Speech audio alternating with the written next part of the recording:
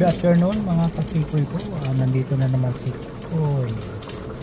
Nag-upload ako ng video na bumibili ako ng refill drinking water. Alright. Kasi dito sa Canada almost 99.9% na potable water, pero hindi maiinom na drinkable. Alright, so kung matibay ang dito ko, hindi ka inom. Since na dumating ako ng Canada at pamilya ko, bumibili na talaga kami.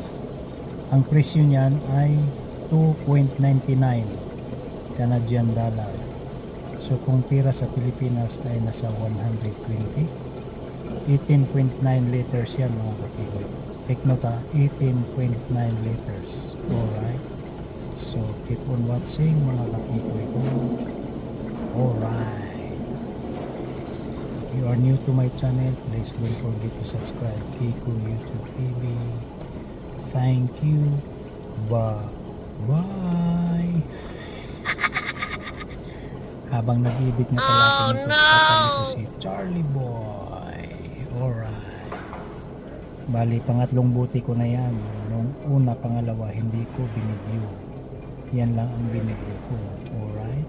So, again, thank you so much. Happy watching to my YouTube channel, Kiko YouTube TV. Alright.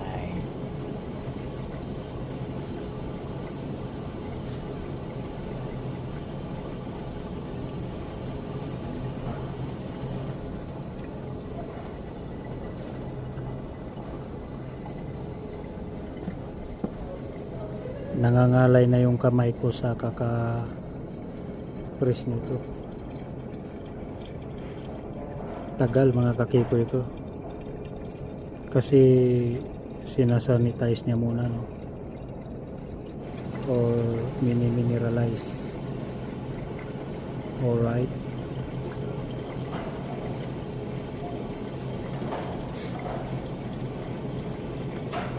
Ito lang isang buti or galon ang ko binidyo, pero tatlo ang binili ko.